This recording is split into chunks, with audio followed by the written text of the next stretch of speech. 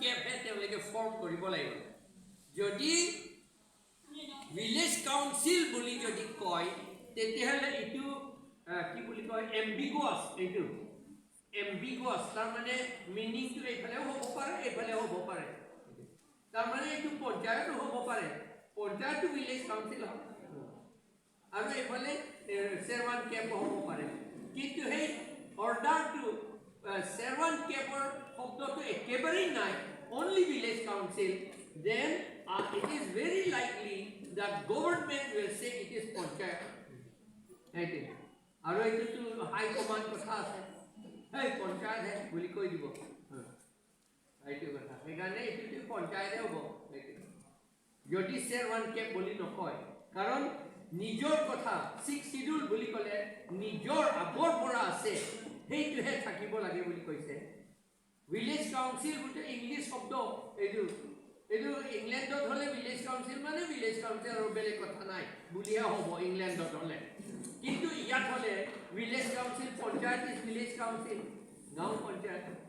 is village council এইটোৱে কথা আমাৰ ডেঞ্জাৰটো এইটো আমাৰ নিজৰটো একো নাথাকিব 6 শিডিউল নহ'ব এইটো যদি ভিলেজ কাউন্সিল বুলি অকল কয় কুকিসকলকে তুলচুৰ পাইছা বুলি ক'বই লাগিব নহ'লে কুকিয়ে মাজত যাব তেওঁলোকে পঞ্চায়ত বুলি কৈ দিব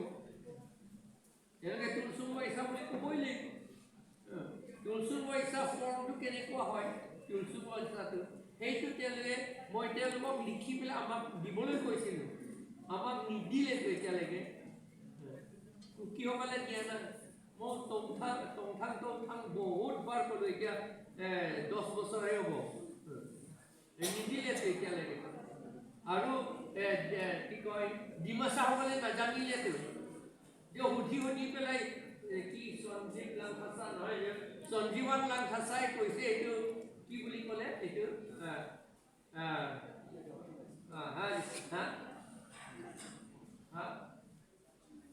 ৰাজি নাই চাপৰ্টটো পিছতে দিছে তেওঁ কিবা বেলেগ নাম দিছে তাৰ ওপৰতে কি আছিল বেলেগ নাম দিছে নহয় এতিয়া মই বৰ্তমান পাহৰিলোঁ সেইটো লিখি আছোঁ আৰু সেই যিটো সঞ্জীৱন লাংখাচাই দিলে সেই শব্দটোকে পাৰ্লিয়ামেণ্টলৈ গ'ল এতিয়া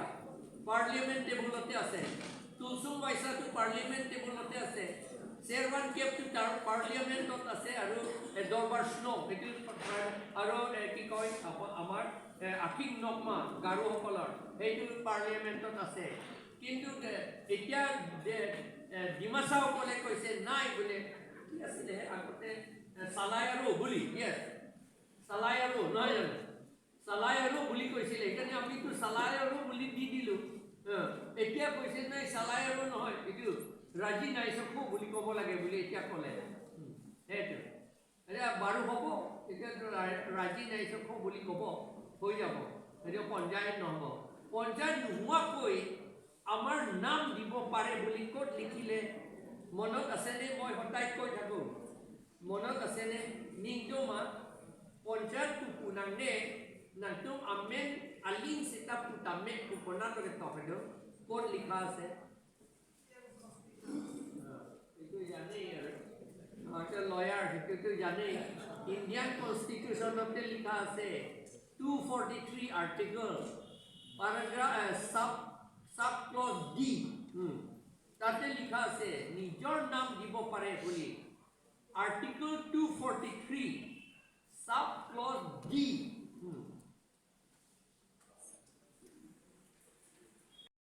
Constitutional page 274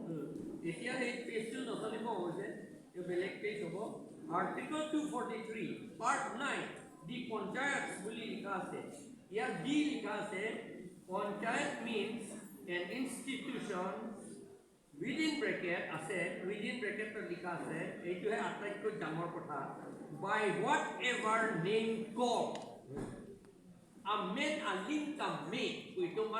itu man hukum dan siat lo আমাক হুকুম দিলে অলরেডি ই আপনি তুলসুম পয়সা বলি কব পারে বলি আমাক অলরেডি হুকুম দিলে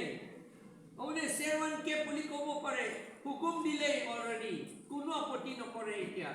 কনষ্টিটিউশ্যনতে লিখা আছে মাত্ৰ আমিহে মাত্ৰ কিবা কিবি আৰু মনটো কি কৰিছে ক'ব নোৱাৰিলোঁ নুবুজিলোঁ এইটো ভয় বুলিও নহয় এইটো একদম নকয় মানে নিজৰ সেইটোকে শেষ হ'ব এনেকুৱা কৰি থাকিলে আৰু কিবা আছেনে কোনোবা